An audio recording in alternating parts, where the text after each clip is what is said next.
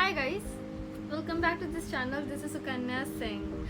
I am meeting you all after like 2 months and I'm sorry I'm so inconsistent. It is all because of my exams, okay? There was only a gap of 25 days between my terms 2 and prelims. You can imagine how hectic it must have been. Like all the things you have to study in just 20 to 25 days. Anyways, that's what you get when you are in medical college. In this video, I'm going to talk about some books that will help you pass your physiology subject in first year that I personally referred to, and I love them so much that I want to share it with y'all so that you don't get confused while buying any book for physiology. So let's start with this. Okay, there is one more thing I want to tell you, and it's that never buy any book the moment you enter into medical college, because that's the worst mistake you'll do. You have to wait for 1 month. For what? You have to read every book of a subject that is recommended by teachers. Now you have to finalize the books that you are understanding very properly, books that is readable to you, books that will give you answers in the form of points, and books that is reproducible in exams so that you do not forget what you read. So you have to finalize the books, and after finalizing the book you have to choose at least 1 or 2 books of a single subject to refer for the rest of the year. So let's start with this. So this is the first book I want to recommend for physiology. This is Guyton and Hall's textbook of physiology. Now, this is the book I am suggesting you. It is because this book has every kind of information in minute detailing. You know, everything is given with details. Now, this book is in the form of paragraphs. It's in a form of a long story that you start from the first line of the first page and then you keep on reading it. It's just like a story and it's never ending, and it ends only with the end of the chapter.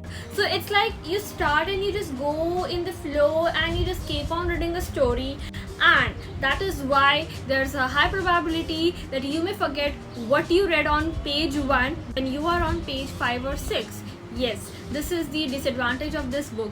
This book is very superb with the concept if you want to retain them, with the concepts if you want to understand them. You cannot remember so much of the content you read from a particular chapter, and this is where a line is drawn. You know, trust me, this book is great, but not during exams. So this is one of the chapters of this book, neuromuscular transmission, which is quite an important chapter as the concept is in the second year too. See all the lines I have marked important ones, and then you'll end up understanding that every line in this book is important because every line holds something.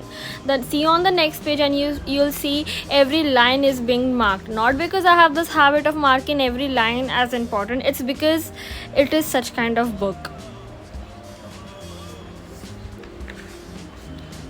And I will recommend you buying this book because yes, it is important for understanding such concepts. And then this is the second chapter, and this is one of the short answers you can get: excitation, contraction, coupling. And here also you can see these all are the important points, and they have written it so nicely with diagrams and all. But as I said, this book is not reproducible during exam. So I referred Guyton in my first term, and trust me, I ended up with bad marks even though I passed. I asked one of my friend, like I wanted to score good marks badly, about the book he refers to for physiology, and he said GK Pal. And trust me, that book has been life changing for me. That book has something that Guyton didn't have, honestly, and I love that book. I never said about Guyton that I love Guyton, but I really love GK Pal sir's book because it is that kind of book every medical student should have, and I just regret why didn't I have it from the start, why nobody suggested me that book. Okay, I do not have the physical book, but I'm going to show you the PDF of the book. I'm going to show you the content of the book so that you get to understand what good is there in that book and what not is there. That book has enough knowledge what a medical student should retain. That book has enough knowledge. You don't have to worry about the knowledge aspect of that book. Secondly, the information given in that book is given point wise. It is given systematically, and it is easier to understand. It is easier to sort out what all points you don't have to remember. It is easier to deal with the answers by referring that book, and I am honestly saying this. Let's go on to the same chapter that we started in Guyton and compare what all things are different in both the books. Okay, so this is the same chapter, neuromuscular transmission. Now this is the GK Pal sir's book, chapter number 25. In the Guyton, that is this one, content is like paragraph wise. It is not given point wise, and it is not easier to sort out the points which are important. So that is why you see me marking every line as important. Okay, you will understand the concept, no doubt, but just see the content. Whereas now let's see GK Pal sir's book has content topic wise. So the topic is presynaptic portion, then postsynaptic portion, then and then in between we have synaptic cleft, then we have presynaptic events, then we have events at synaptic cleft, then events at the end plate, that is postsynaptic plate end, then it's about blockade and all the extra point. So the content is topic wise, and even in a particular topic you will see the content in point wise. So 1, 2, 3, you can see the points, and that is how you're going to learn it, that is how you're going to memorize it. Now this is the diagram they will expect us to draw during exams every time they ask neuromuscular transmission, and this is the compulsory diagram you have to draw.